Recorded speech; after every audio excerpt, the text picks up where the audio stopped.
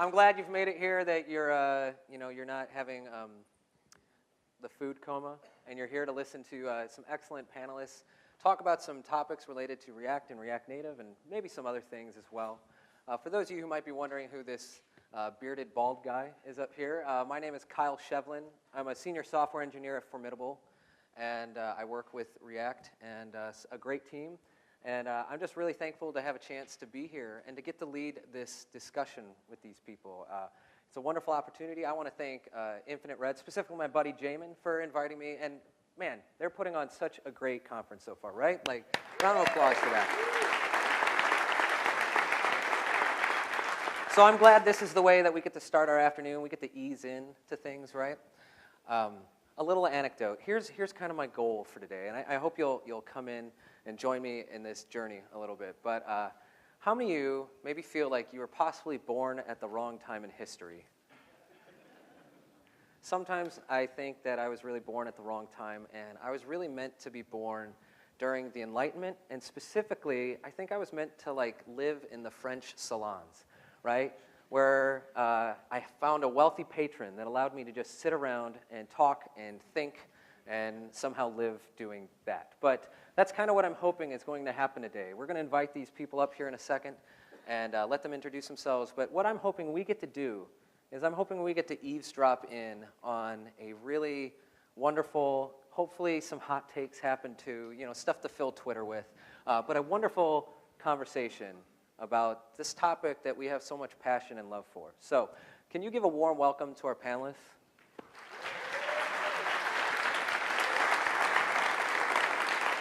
Come on out. Just come on. Everyone walk on out. I'll have you introduce yourselves in a moment.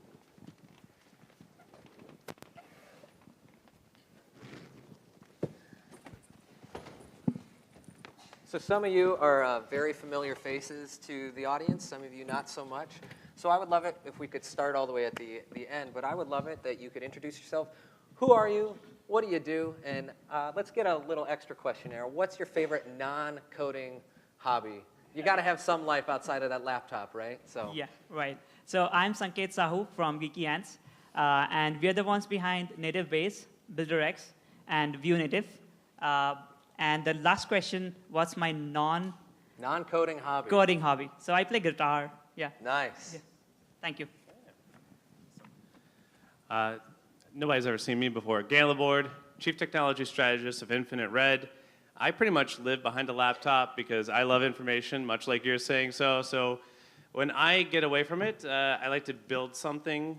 Usually also requires a laptop. But the thing that I will do without technology is I recycle old wine bottles into lamps. Nice. So yeah, a few people have some. Very crafty. I see an Etsy store in Gant's future.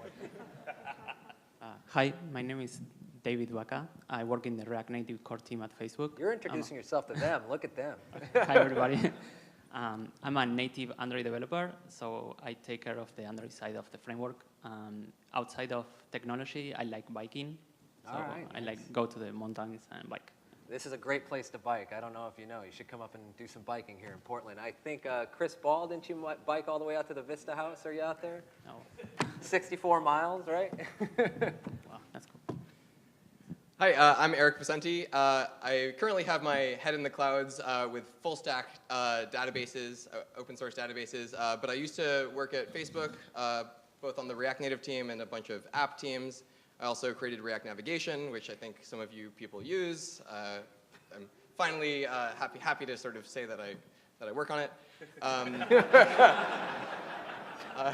And outside of programming, I'm into robotics, and outside of technical stuff, I'm into running. Nice. Yeah. You can keep that. They got one over here. I got this, bro.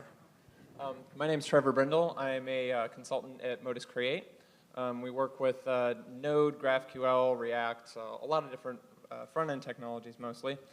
And outside of work, I'm really into music, and lately with my my very young daughter, we like to compose some, what I like to call new age music sitting at the piano. I play something that's actually real music, and she tries to play along. So. Nice.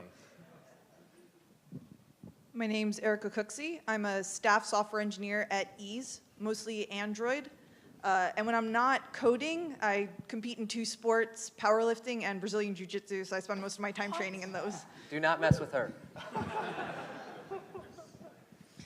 I'm Jen Luker. I also work at Formidable. I spend most of my time in React, but with accessibility being one of my strong suits, I like to keep my fingers in as many technologies as possible to make sure I know what's going on. As far as non-technical hobbies, just in case you couldn't figure it out from Knit Code Monkey, I almost always have knitting in my hands, and I'm like fidgeting a lot up here because I'm wishing that I were knitting. So Could you knit me a beanie? Like, my head definitely needs one. yes, and I could probably have it done before the end of this, but you'd have to fetch my knitting. Oh, okay. Thank you. Stage. No, just kidding. Well, thank you very much. Let's give a round of applause for these panelists.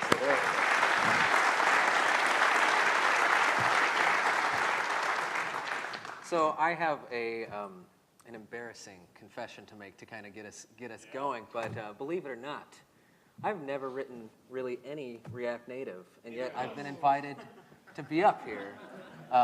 It must have been my charm that got me here. But that kind of leads me to what I kind of want to get started with our conversation today, which is, what are some of the biggest hurdles you have encountered or you think beginners encounter as they come to React Native, whether they come from maybe JavaScript, or as many of you are more native developers, maybe there's a difference there.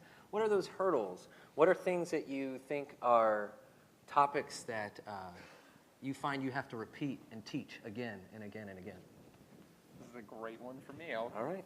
I'll go ahead and start with this one. So this is kind of a side project of mine in Gantz, and it's mostly because of the environment setup that comes with something like React Native. So realistically, it's one of the more complex setups that you could possibly have with really any type of development, because it encompasses so many different things. So not only do you have your Android SDKs and the IDE that goes along with that, and then your iOS SDKs, your Node, your NPM versions, and literally millions of different versions of packages.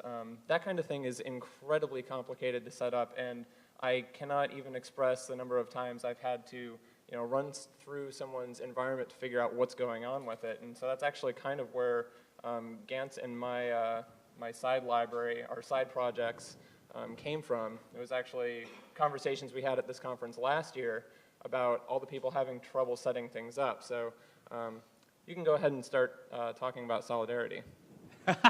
Actually, I'm just going to say the most amazing aspect of React Native is it's a series of so many diverse and open source tools that come from so many different communities.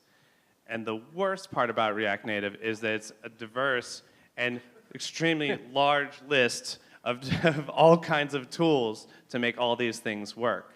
And that's really what, that's how it compounds, right? The cost is kind of hidden. You get the benefits, it's like you get to bring in almost any Node module, right? But then you get to work with each other, and libraries that you never thought would end up on a phone are there.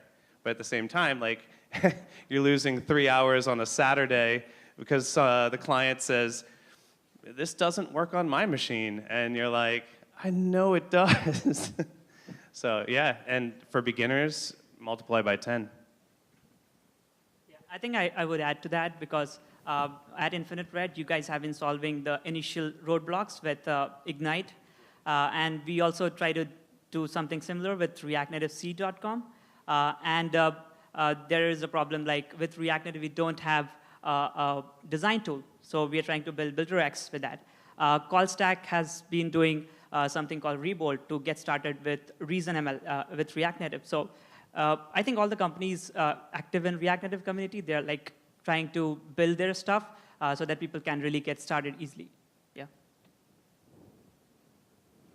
I think that makes a lot of sense. I particularly like what you're saying about all these companies kind of trying to solve the same problem to some degree. I think that's kind of the joy of our industry, right? Like we all approach a problem, we hit it almost at the same time. I remember Darren yesterday talking about how you were at Infinite Red, were solving a problem at the same time Facebook was. With that being said, with all these solutions out there, you've already kind of mentioned a few, but if you were to start a project from scratch, or if you're trying to teach me, a total noob, from scratch, like where would you start? Like where do you get started in React Native today? Is it Expo? Is it Ignite? What are these options, and which ones are better? Like, let's hash that out. Well, personally, I have a very good experience with Expo. I think they make a good job, like to go from zero to having one app that is deployed, and you can concentrate to learn React from the beginning, just JS and that's my personal What about experience. that experience is like really positive for you as a developer? What makes that compelling? In my experience, it's like you don't have to care about like deployment. You don't have to care about like the Android building system or the iOS. Does that trip up beginners a lot, like Yeah. getting all these build systems to work and the different things like that? Yes, that's what. All right. All right, if y'all so quiet, I'm going to keep talking. All right. I would like to say that every project has a really big question at the beginning of it. Is this a project that where I need to deliver immediately, fast, reliably? And then is this a project where we can be creative and experiment? So if I need to do something fast, like hackathon style, I'm going to do a different sort of setup. I'm going to do, I'm going to do Ignite. I'm going to do the tools that I know a lot of people use and that I can go to and I can feel comfortable. But I don't think that that's a place you should stay. I think that you need to identify a project as well. Is it time to go ahead and try to throw in GraphQL even though you're not comfortable with it? Is it time to try Reason, right? And depending on if it's a conference app and you're ready to just do all kinds of crazy and fun things, or if you actually have to, you have a deadline, you have to get things kind of happening, you should have two answers to that, right? For me, it's when we need to make sure it's stable, it's one thing, but I would love to try Reason. I would love to try every single library. Actually, just that's a matter of time at that point. Let's help Gant live forever so he can do that. Do any of you have any thoughts on where you get started? Or Erica, specifically you yesterday, you talked a lot about how the challenges of kind of having native and React Native apps. Do you have anything that you could add to this? Not to put you on the spot too much, but that's my job. Sure. Are you asking specifically about starting with a brownfield app? Even Greenfield, whatever you want to go with. Let's talk about brownfield because I've been doing a little bit more of that lately since we moved over to Kotlin. I think that it's going to depend a lot on how many developers you have on your team and how receptive they are to really changing their build structure. So if you look at just the stock documentation for introducing React Native into an existing app, you're changing what the file tree looks like a lot. All of a sudden, these Android developers clone a Git repo and they just see index.js in the root with an Android subdirectory. So it depends on, are you willing to do the standard, well-documented path at the expense of creating something that's very unfamiliar for native developers, or do you want to find a solution that makes it a bit more invisible to everyone else on your native team? And from what I've seen, every company that goes that route is doing it a little bit differently. I think you bring up a really great point that I would love to continue to hit on. We have such a variety here on this panel. Some of you are native to React Native. Some of you are JavaScript to React Native.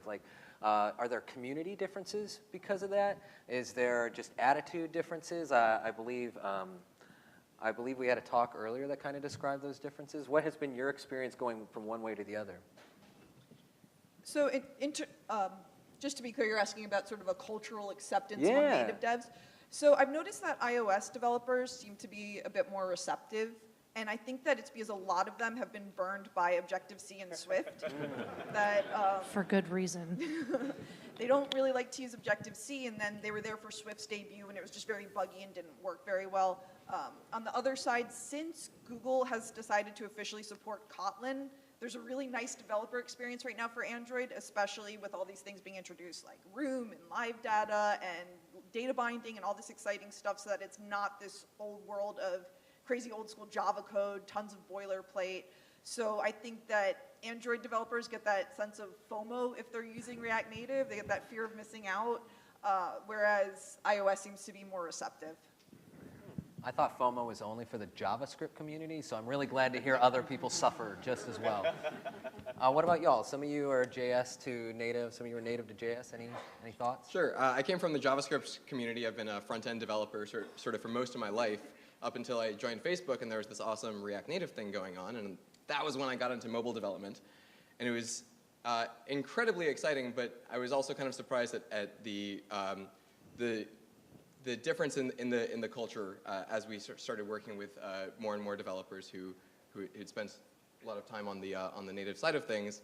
I feel like in the JavaScript world, we're very happy to be jumping around between lots of different things, and maybe not jumping around is the right word, because there is like a lot of pain that we experience from the thrash of the tools that we use, but there's constantly new things coming into the JavaScript world, and we're kind of used to that rapid rate of change, and we're also used to dealing with the fact that we don't have quite as much control over the platforms that we're targeting. So we are targeting web browsers, and they have a wide variety of quirks that web developers have sort of become accustomed to using. And iOS and Android also have these quirks, but they're sort of provided by a single company that has big developer events each year and has very clear messaging.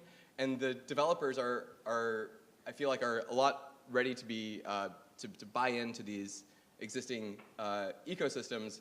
Versus in JavaScript, it's been a mess this whole time, and we're just used to it. How many had to enable 2FA yesterday for their NPM stuff, right? Like. All right, so I feel like I had a little bit of a different experience than some of these folks here, because I came from the JavaScript and then Cordova community.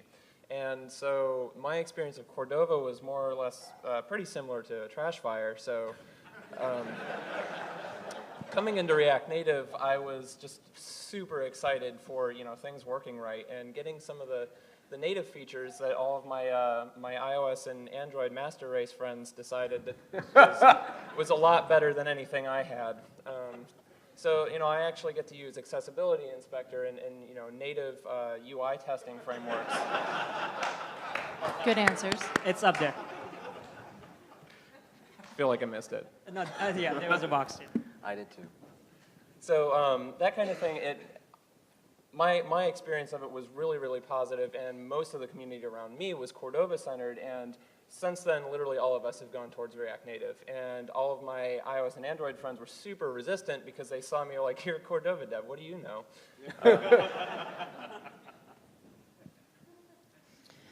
I came from a different angle when it came to starting with React Native. Basically, the company that I worked for had decided that they wanted to start supporting their own apps, and they had 2 separate apps.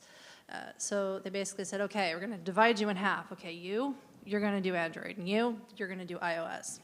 And I was on the iOS side. And so, there was like 5 on one side, 5 on the other, and we kept hiring people. So there was like 6, and then 8, and then 10. But by the time we got to 10, I was the only one on the iOS side. Everyone had completely bailed for Java. So, and so here I was desperately just struggling through trying to figure out how Objective-C worked. And it was not my friend. Objective-C and I are not friends. So then I actually floated the idea of, why don't we try React Native? I know it's really new, but I mean, you could do the whole right once and it works everywhere. And everyone got excited about that and jumped in. And we all started working on React Native. And the more we worked on React Native, the more we realized that, write once and work everywhere it's a lie. But Fallacious marketing. yeah, totally. However, it still got us most of the way there. We still ended up diving into Android for more specific requirements. We started diving into iOS for more specific requirements. They have 2 different sets of requirements, but the majority of the code was still capable of using React Native, which really basically made it possible for us. We'd fought so hard that, it brought us the ability to be able to create and support those apps. Awesome. So I think most of the people spoke about their journey, and I think we need to make a stand today. Like if you start with React Native today, are there instances where you hit that roadblock of getting to the native layer? So a couple of years ago, when most of the people in the panel actually joined React Native and started with that, then the scenario was different. But today, I think most of the native library, which is like usually used, are available as a bridge in React Native, so you don't need to get down to that layer. That sounds like a problem's been solved then. Like Yeah. a beginner like me might get lost across that bridge, like literally. Getting good to lost know. across the bridge. No, yeah, fending off trolls, that kind of thing, right? That's why something like Expo just provides like such an enormous amount of value. I don't need to tell most of the people in this room, but like Expo will get you there with most of the native modules that you need, and then if you ever need to, you can always eject, but they also have a slightly eject way to sort of add additional native code to your Expo app, but their goal is to just cover all of the native stuff that you're going to need, and they're relatively responsive with these things, so. That's awesome. Yeah. I heard you say something in particular that I think I want to like kind of direct our conversation. You mentioned like a lot of the challenge that native developers maybe weren't quite as ready for when they got to React Native was something JavaScript developers were really comfortable with, which is just kind of uncertainty and things changing rapidly, and the browser itself being a challenging environment because it's not as controlled as, say, the phones and other native devices are. So my question to you is, what would it take for browsers to catch up to a point that you're willing to hang up your mobile React Native jersey for good and retire that? What do the browsers need? I'll take this one. Okay. Am I answering too much? No. Okay. No. All right. So Not I at think the first one would be if the browsers actually gave you native layouts, native elements, instead of like having a renderer of its own. That's the first thing. And then second one, Apple doing more of PWA support on iOS devices so that we can actually ship web apps more like native apps. So I think if these two things are there, then probably. I need to challenge you on something that I don't understand. I want you to explain. What's the difference between like default styles like buttons and inputs and these native elements you're talking about? I would love some clarity on that. Yeah. So when we talk about browsers, it's like it has its own engine of rendering. Sure. It doesn't it doesn't actually use the native widgets available. So if you do a view in React Native, it actually compiles down or executes the native UI view on iOS and the view on Android. Nice. But when you do a button inside a browser, it doesn't actually compiles down to the native button. So if browsers provide a way in which we can actually do view and text the way we do in React Native, then probably we can do that. And the second one is definitely more complete support of PWAs.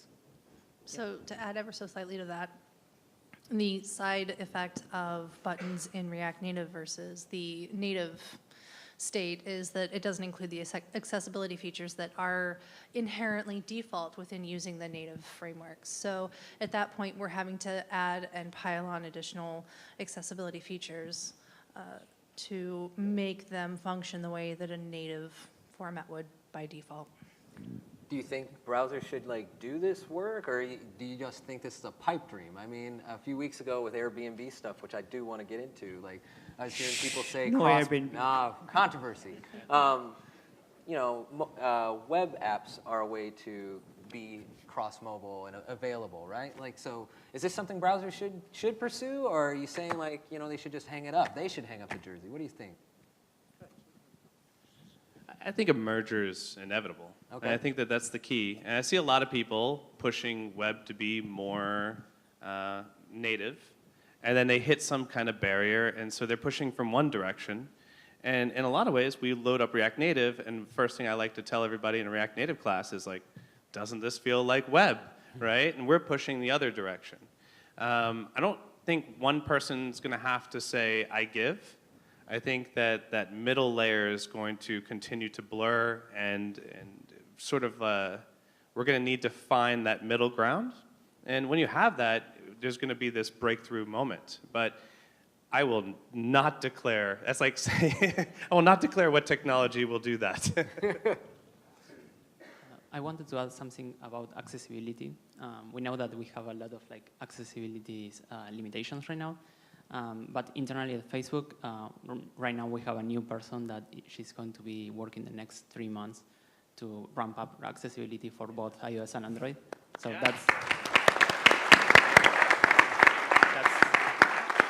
That's going to be open source and share iOS and Android. That's awesome. I want to argue against your point, Gant. Yes, yours. Good. Accessibility is Let's awesome. use- I'm absolutely not arguing against that at all. ready. So, but I do want to argue that I don't necessarily think that a merger is essentially inevitable. I think that there's a different use case for a browser than there is for a mobile app. And I think that the more that we dive into the code, the more that we do that, it may be that the languages may get closer and closer, but I think that the platforms and the way that we code them have to be different because the experience is supposed to be different. And with that comes, challenges that are unique to each platform. Yeah, I think that's very essential. I hate the DOM, so. Well, so I want to push back a little bit. I'm just curious why the experience is supposed to be different on web versus native apps, right? Like I could browse. You might think that like the web is like meant for articles and sort of content like that link together, but then why does Medium have an app? Like I feel like it should be one continuum of just good experience apps that might be web apps, might be native apps. That's an implementation detail. That's our problem as an industry to sort of figure out. But as an experience, I feel like they should just all feel great. Well, but feeling great is not the same as acting the same way. Like we expect something to act differently on a mobile device with no keyboard and no mouse as we do, on a computer that actually gives us those features. So to be able to say that the experience should feel great all the way across, it absolutely should. But the tools that we're using are going to be different. And therefore the experience and how we interact with them is going to also be different. I'm curious if the tools need to be different or if they just are because Apple and Google are providing native toolkits and they're also providing browsers. And some of them have access to more features than the others. Some of them can do push notifications and be installed via this app store that everyone gets software from these days. And I feel like the conversation that we're having is two different conversations. So when you're talking about tools, you're talking about software tools. When I'm talking about tools, I'm talking hardware tools. So the hardware itself is different. How we use our bodies to interact with the hardware is going to be different. And with that comes different software requirements. So even if the software tools that we utilize are similar, the hardware experiences have to be different. I totally agree. But when it comes to web apps versus native apps, I can't see why we wouldn't be able to have all web apps one day if only Apple and Google would ship really great mobile browsers that were as great as their native development environments. And part of me wonders, something that we've really been trying to do, and I had a great conversation last night about this, was, tying specifically into accessibility, the experience that someone has with our app when they're blind is completely different than someone who can see. Why are we trying to isolate and unify the code to do that? Why don't we make the experience fantastic for the person that's blind and fantastic for the person that's not? And just basically have a toggle that says, okay, well, if you're using these features, then we're going to go down this path. If you're using these features, are you going down this path? And they're two independent, isolated apps. Why do we have to unify them? And I guess my purpose there is that, okay, so fine, we have a web app, but we're using it on an iOS which has certain expectations, or we're using it on an Android device that has certain expectations, or we're using it on a tablet that has larger but still mobile expectations, or we're using it on a browser that has a much larger screen, possibly 2 or 3 or 4 screens that we can push something across. So I wonder if our idea of unifying all of that code into one project is just complicating something that doesn't need to be complicated, where we can isolate it into multiple simple formats. I agree. And I think that the main thing that we should pay attention to is from a user-centric perspective. Yes. Which is to say that if we want to design a really great experience for a blind person, then we should be able to do that. But ideally, we'd be able to ship that great experience on web and native. We shouldn't really have to silo ourselves based on the technology constraints of the environment, so much as what amazing experiences we want to provide to users, all of our users. Yeah, I just think that you're more likely to walk around as a blind user with a cell phone than you are with a desktop. Yeah, and based on what you said yesterday, like an iOS device specifically sounds like it's just better for iOS, or an iOS better for blind people. Essentially, yes. That's as firm a stance as she's going to take on that. No. For now. Do you need to sit closer and continue this? No, Sorry. no. I think this is great.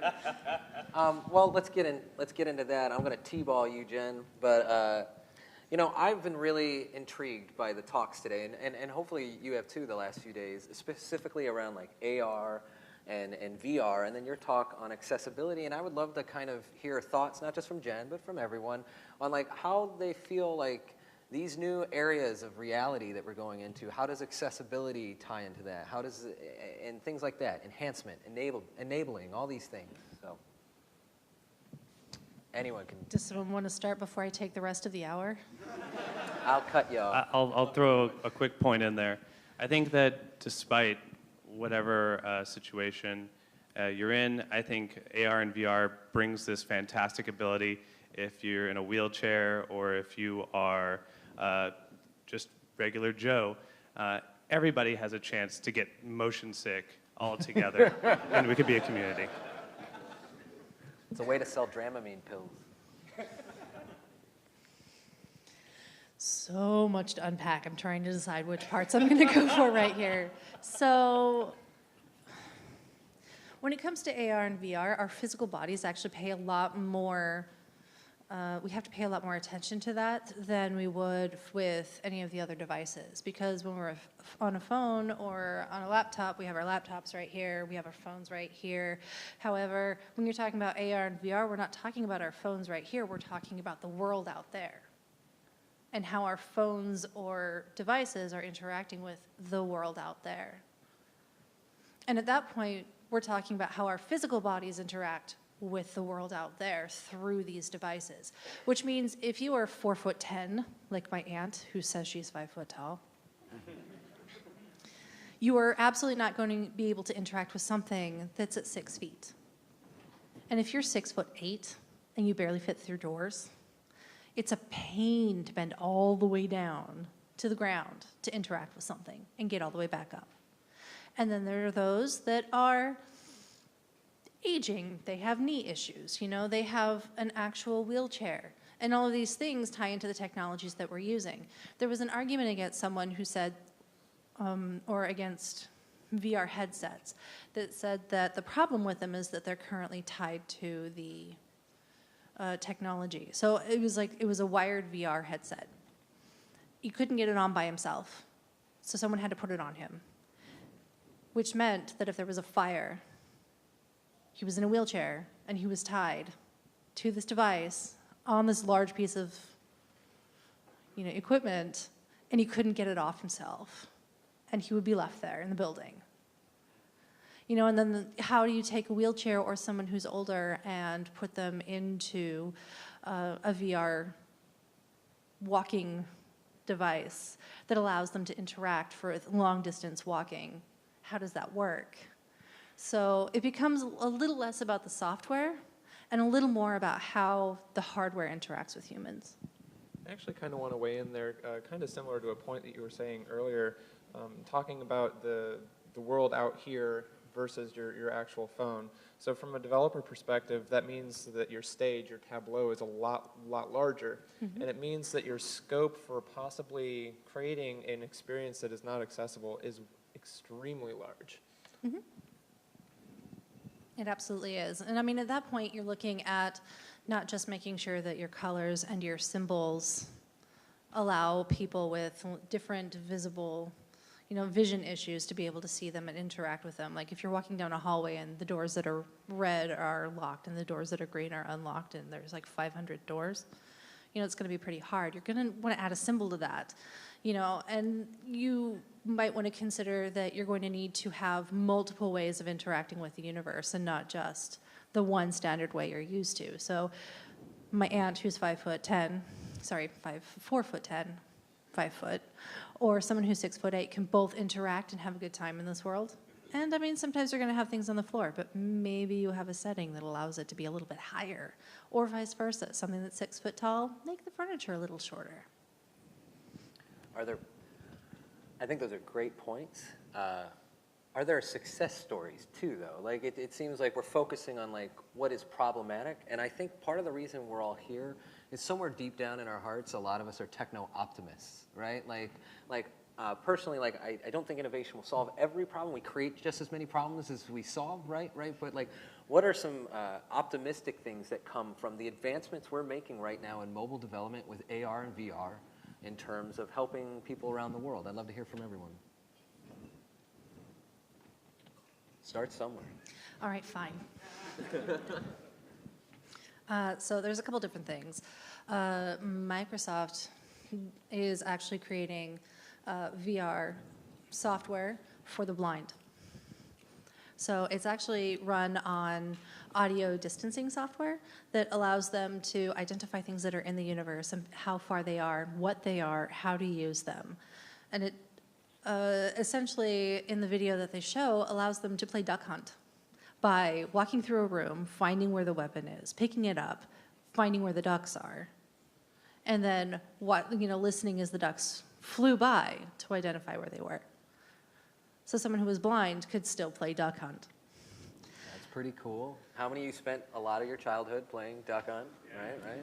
Yeah. Other success stories are just the ability to take someone who's bedridden and give them the ability to travel the world. That's nice. I know a particular story. It doesn't actually go AR, VR, but everybody in the audience, there wasn't a dry eye in the audience. And I came from Ruby, sorry, don't hate me. But it was Ruby Motion 2014, and the speaker was, they had a blind speaker, right? And he told the story about how he ran out and bought an iPhone because he could point it at something, take a photo, and it would tell him what color it was. And he was so happy. He went out, got one, came home, and then it was late at night. He's like, oh yeah, this is great. He's like, oh, this is fantastic. And he points at it, at something. He's like, all right, I know this is blue. Points at it, presses it, it says, it's black. He's like, okay. Then he goes to somewhere else. It's black. This is black. He's like, it's a lie. This whole thing's a lie. And then he's like, wait a second, I'm blind. I don't need lights on. Hold on. And he goes and he flips the lights on. And then he's like, yes, this really does work.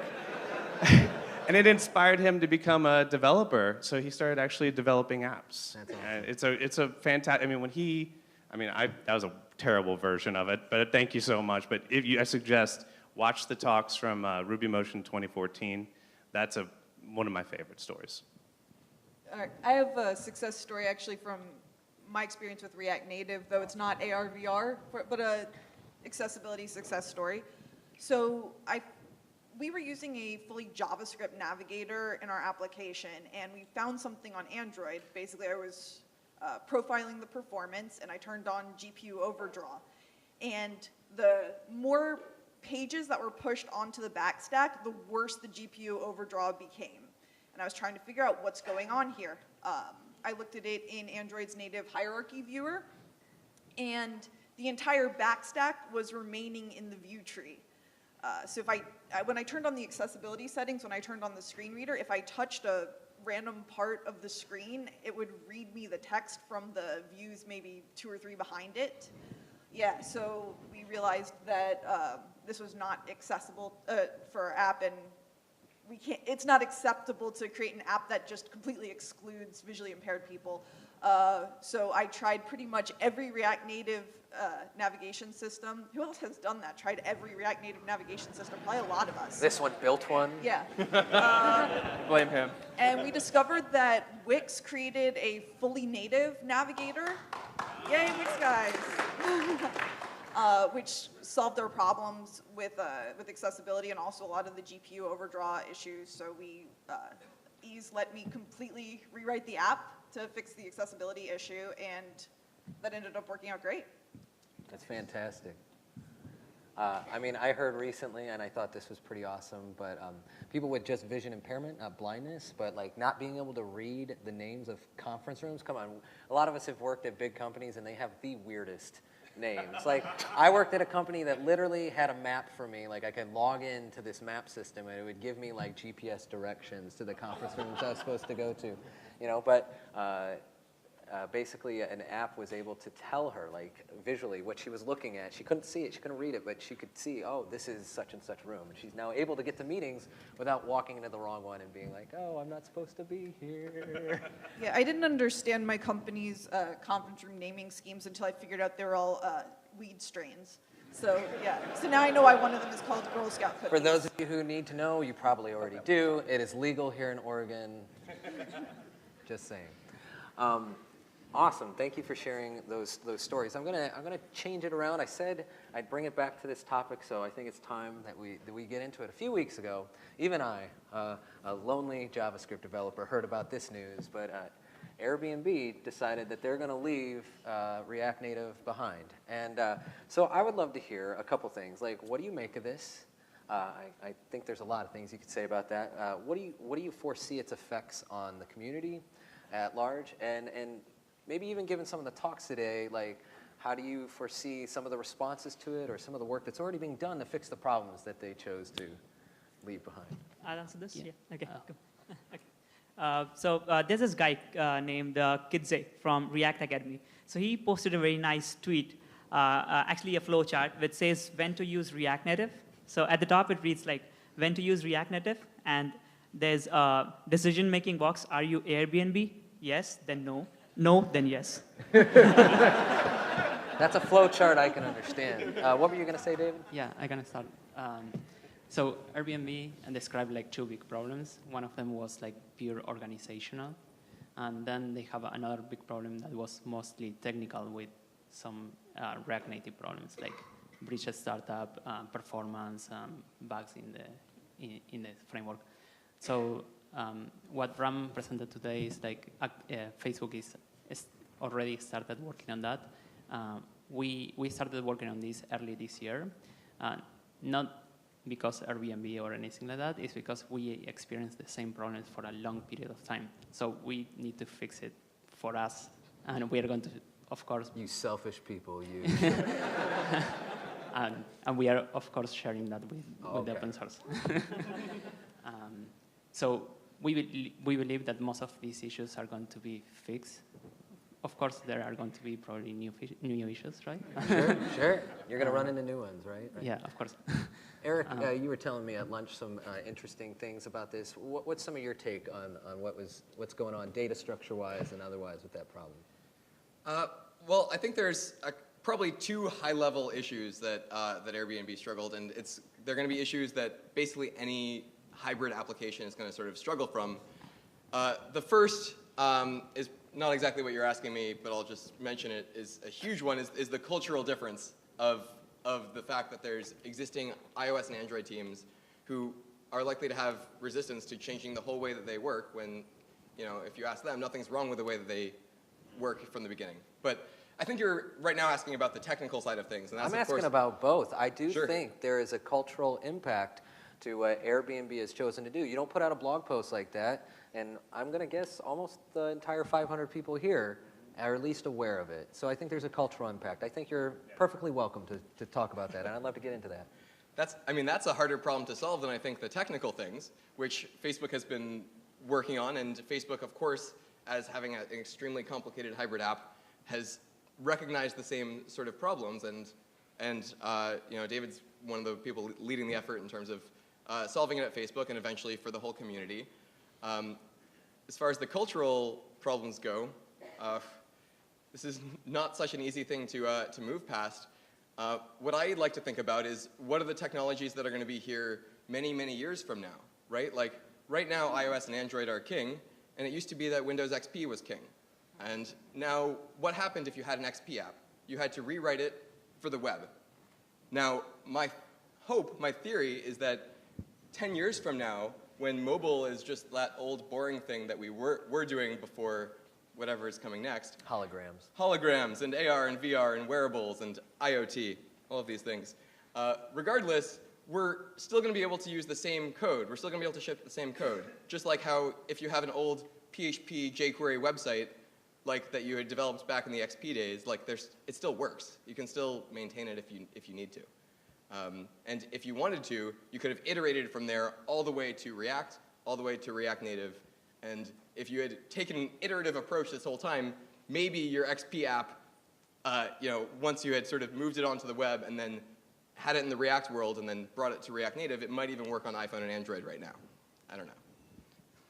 Any Airbnb hot takes on this side of the table?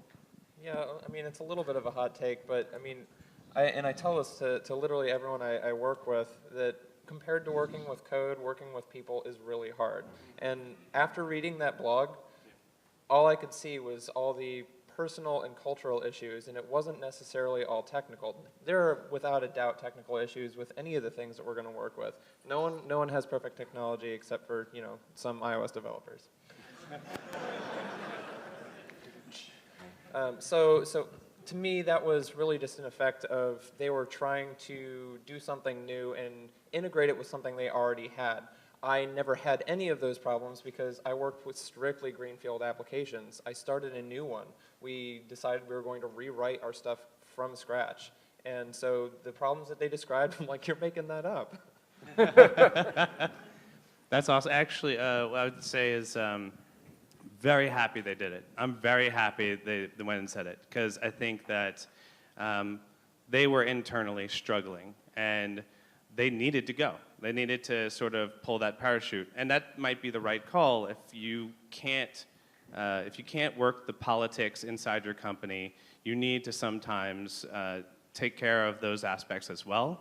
But the sort of bubble that pops from that and kind of lands directly in the face of Facebook actually helps us all as well, because that conflict, it abets the passion of it, and either you're going to adjust and fix those problems, or you're going to step down. And you hear Facebook see it, and they say, we want to go ahead and be better because of that.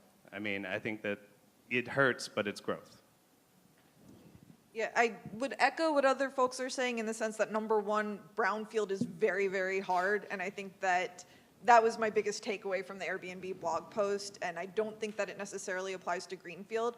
I'll add on the cultural side, I think it's very, very important for companies who are adopting React Native that they have true cross-functional teams. I think that React Native on mobile makes the most sense for a company that has a front end on React. So, like, for example, we never even considered something like Flutter as a cross-platform solution because we have all this React.js code that already exists. If you do not have a cross-platform or cross-functional team, if I was to go to the web guys and say, hey, I want you to take a bunch of time to re-architect your code, modularize this piece, stick it into a shared repo, change the way that your code works that you're calling the shared repo, and they have a ton of work on their own features that they have to do and bug fixes, they're not going to want to do that. It benefits them in no way and takes a ton of time. And then on the mobile side, you're kind of left wondering, well, what's the benefit in using React Native when I don't actually get to share this code? Sure, I could copy paste it, but that's nowhere near as good as having an actual shared repo that's being maintained in one place. So I think that that's part of the cultural shift that has to happen for companies who adopt that technology.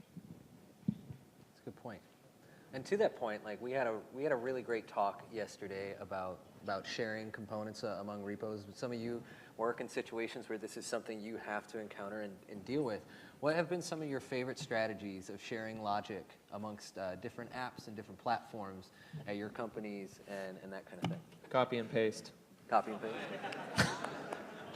Simplest solution. Do you have a code gen for like div to view and stuff like that? No, man, Control V. Control, that's just enough? Prettier does that too? No, just kidding. All kidding aside, a current project that I'm working on, it is a giant mono repo, and realistically, some of the points that they brought up in the talk yesterday were really excellent, because even though this is not a React Native application that I'm working in, a lot of the same points are very transferable. So a lot of the shared code idea is separating business logic from the actual view layer, and so you can do that really, really easily with, neat libraries like Recompose, so you can create just the view layer and then export that, and then create that business logic and export that, and then you can reuse it in whatever way you want, composing it in any spot. So a lot of the stuff that I've recently wrote, it would be really easy just to dump that into a React Native app, because I mean I'd have to change divs to views, and that's pretty much it. Even though it's not React Native, it totally could be. Nice. Yeah, like talking about like views to divs, we can use React Native Web.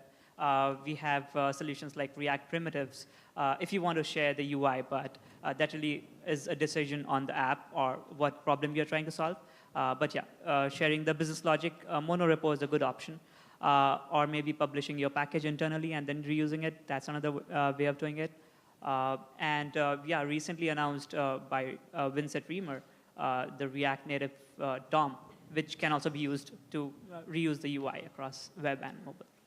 Yeah, and going a little step further from what you were saying, publish it internally. I always try and encourage people, if you're going to reuse something, chances are someone else is probably going to use it too. And if your company does not have any type of open source policy for utilities that you're writing, you really need to talk to them about that, because that type of thing is incredibly useful. The reason why we are so productive as developers is that we can just borrow code from other people. Yeah, I have a follow-up question there. So you talked about monorepos. Do you use like Yarn workspaces or like something like Lerna? So our workspace is entirely done with Lerna, and it has a very, very old legacy build system that depends on that. So I've never actually gotten to use Yarn workspaces. Okay, so does Lerna play well with React Native? I honestly cannot tell you. Okay, all right. As somebody who has messed around with web and React Native sort of side by side for a little bit, I have noticed that one of the biggest pain points recurring time and time again is the difference in packagers. When you use Create React App, you're set up with this fancy Webpack setup that has like all these bells and whistles, but they still have slightly different behavior from how Metro behaves, the React Native packager. And the React Native packager can theoretically be used to build websites. That's what Vincent's doing with the React Native DOM, which I think is a pretty great move. He's got all sorts of cool things like the refresh bar. It'll tell you like, oh, we're at 95% loading this new app, and it's in the browser, which is pretty cool. But when it comes to code sharing, I see there's kind of a few different layers you can do it at. There's the low level where you're actually deciding whether or not you want to use React Native Web or something like React Native DOM. You're going to decide whether or not on web you're going to write your components with actual div and span and CSS, or your favorite CSS and JS solution, which people get very sort of tied to, which makes a lot of sense. So there's the leaf components where you'd be using view and image on React Native. Then there's the sort of application logic. This is the easiest stuff to share right now, because as long as you have a build system that's able to connect your components, you can start sharing this code immediately, right? Like all of your Apollo connected code, all of this stuff can just kind of easily be shared between React Native and web. And then the next kind of layer, and this is kind of a bumpy layer that I've been working on for a little while, is the navigation side of things, where in my dreams, you'd be able to use the same navigation library on React Native as you would on web. And yeah, you need to sort of change the configuration around, and you obviously, especially if it's a desktop web app and a mobile React Native app, you're going to want to have different UI for the header and sidebar and whatnot. But in any case, you should be able to have full URL handling and all of these things. So I kind of see the sharing code happening on these three layers that you as application developers get to decide what you want to opt into. But I would definitely recommend sharing your application logic, because this is where a lot of your code lives right now, and you don't have to give up your CSS and JS solution on the web, and you don't have to buy into this crazy navigation experimental universe. So That's awesome.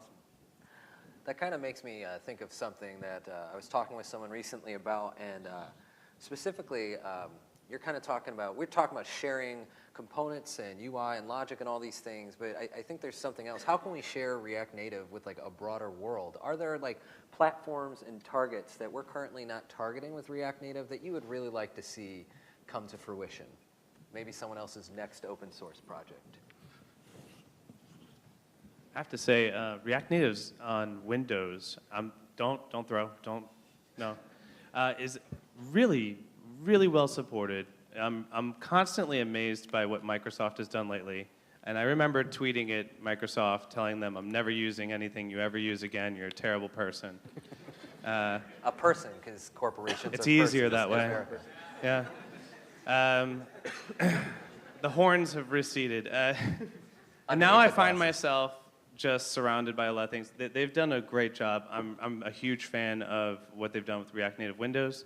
I wish that there would be more corporate backings on other platforms that we can say, with confidence, you come to our company and we can assure you that we will build your app on this platform, no problem, right? And if we could get that kind of sponsorship, I think we're looking at a room full of people who would jump on those kinds of projects. Like, if it can be supported at that level, and if Facebook continues to help us decouple the pieces, like taking the number of platforms. I remember Windows kind of had almost an elevated privilege of being listed inside of the CLI, but I think that they've kind of pulled out into an RN config, and then they're starting to like pull bundler out, and we have Hall from CallStack. We have all these pieces where it's getting compartmentalized.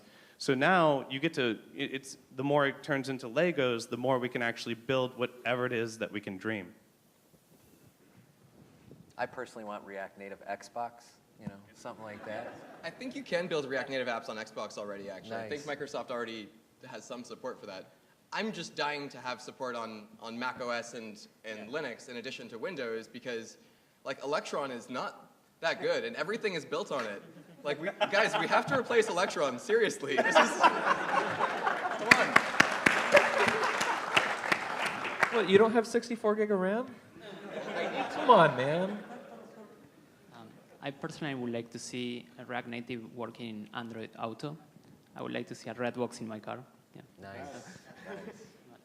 But I think what is more exciting for me is kind of like related to what you were saying, is trying to make each of these different platforms, or like the support of these platforms, awesome. I think right now some of them, they are good enough, and we need to move from that good enough to awesome. And I think that's the vision that we need to have. I agree.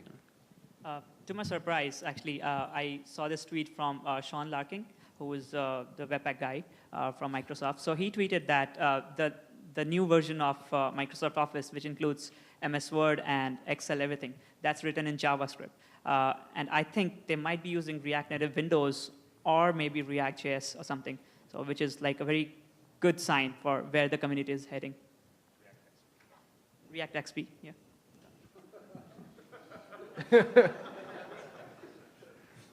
Well, speaking of where we're heading, we're about wrapping up time here. So I would love to hear maybe some sound bites from you.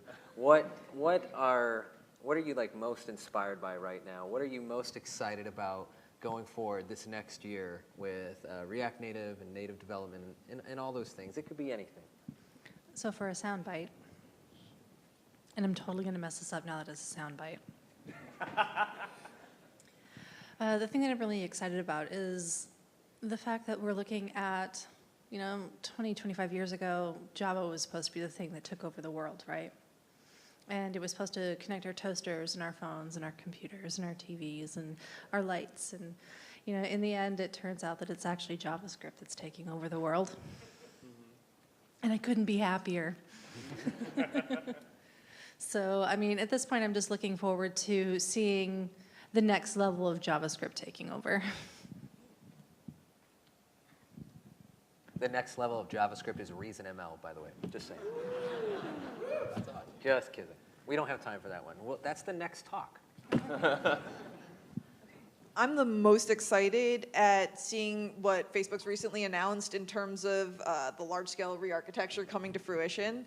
So yeah, I'm really stoked about the possibility of a synchronous bridge and whatever else you folks have in store. That was a great talk.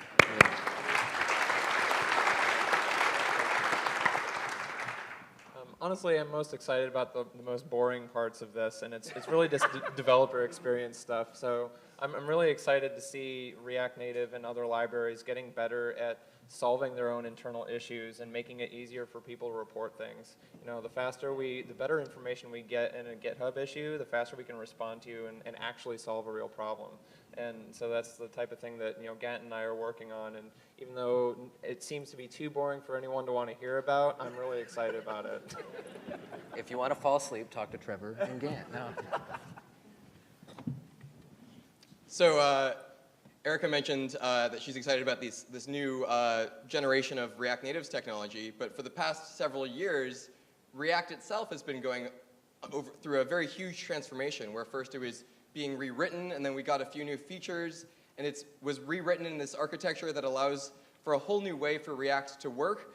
And finally, after many years of the React team's hard work, we're starting to see the results of that. And hopefully this year, we're going to be able to use Suspense and just get such a more delightful developer experience and a user experience with this lack of these flashing spinners everywhere that are just so easy to put into our app right now.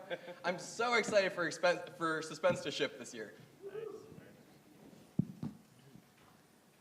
I'm very biased with what I do every day, so of course I'm excited about like this new project that we're working on, and how that will unlock many functionality for everybody. That's awesome. Go weird here. I have a secret love for machine learning, and when Ray Deck was talking, I was super happy. I plan on, over the next year, if I can, helping any way I can to build absolutely useless and cool machine learning algorithms that will end up all over the place. You drank the Kool-Aid, dude.